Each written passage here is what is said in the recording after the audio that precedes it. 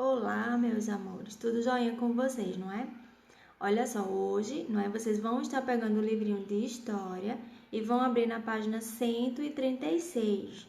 Então, eu vou tentar fazer para vocês um breve resumo, não é? Sobre a historinha do quilombo, não é? Dos Palmares, na página 136, tá certo? Então, assim, não deixem de fazer a leitura da página 136 e 137, tá? Então, o Colombo dos Palmares, não é? Também é mais uma historinha aí do Brasil. Prestem atenção.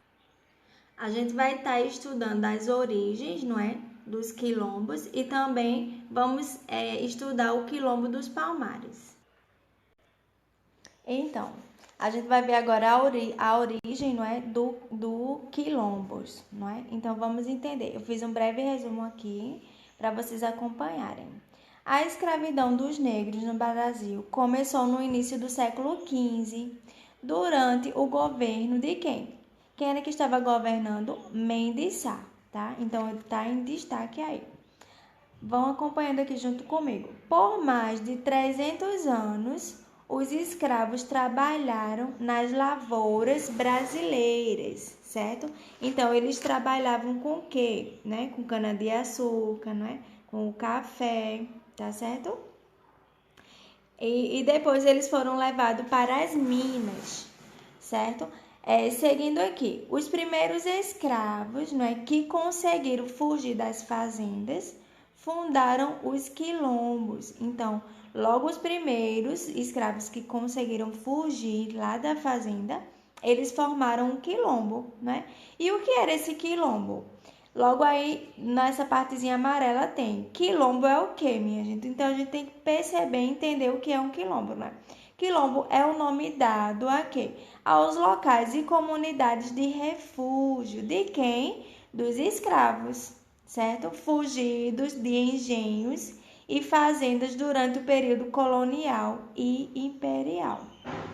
Então, quilombo era um lugar de refúgio de quem? Dos escravos. A existência de um quilombo nas proximidades das fazendas estimulava as fugas na região, já que os escravos tinham para onde ir e a chance de sobrevivência deles era bem maior, certo? Os quilombos, né, foi a forma de resistência negra mais combatida pelos senhores e pela coroa portuguesa, que não economizavam recursos, não é, para a repressão, não é? Então, os negros, eles lutaram, né, pela liberdade deles, certo? Então, é isso que a gente precisa entender. Vamos entender agora o que era o Quilombo dos Palmares, né?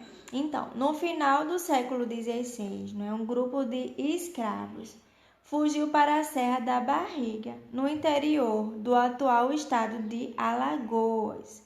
Deu início aí ao Quilombo dos Palmares, não é?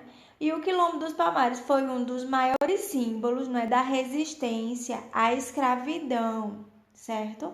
Palmares era formado por um conjunto de aldeias organizados de acordo com a nacionalidade dos escravos. Agora eu subi aqui, ó. A estrutura obedecia ao padrão que tinha lá na África, né? O poder era exercido pelo rei, não é? Do Mocambo Macaco, né? E quem era esse Mocambo Macaco? Era a maior aldeia do Quilombo dos Palmares e possuía aproximadamente 1.500 casas. Além de escravos fugidos, né, brancos, pobres e indígenas também viviam lá no quilombo, né? Os quilombolas plantavam, pescavam, caçavam, né, e criavam animais. A produção artesanal com artigos feitos de ferro e de madeira eram vendidos nas comunidades vizinhas.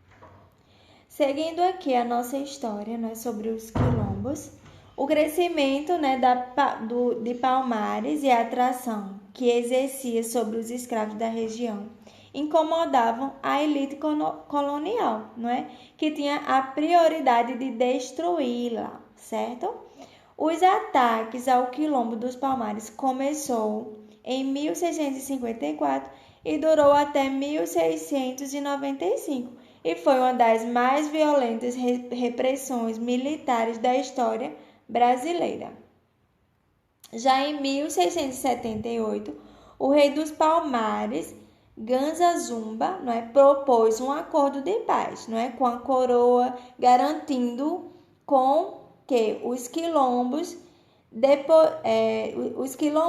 deporiam as armas em troca de terras e liberdade para os que nasceram no quilombo, né? Zumbi, chefe de um dos mocambos e sobrinho do rei, não concordou, né, a decisão e seguiu com o grupo, decidiu manter a resistência. Em 1692, depois de forte resistência de Zumbi e o seu grupo, os senhores de engenho contaram os serviços de sertanistas Domingos Jorge Velho, né? Então, os zumbis, então vamos entender essa parte. Em 1692, depois de forte resistência do Zumbi e o seu grupo, os senhores de engenho, quem foi que contratou o serviço? Foi o senhor de engenho. O serviço de quem que eles contrataram? O serviço de Domingos Jorge Velho. E em 1694, né, depois de um ataque frustrado, o bandeirante Domingos Jorge volta à Serra, né, da Barriga com um enorme grupo de combatentes e apoiado por seus 6 canhões, né? O mocambo do macaco foi destruído, as casas incendiadas e os guerreiros negros foram o quê? Degolados, certo? Então, e para finalizar aqui, Zumbi, não é? Ele conseguiu fugir, mas ele foi capturado e morto no ano seguinte e sua cabeça foi exposta lá em Recife, certo? Então, essa daqui é uma breve historinha, tá? Então, o que é que vocês têm que fazer? Vocês têm que ler novamente para responder a página apenas 138.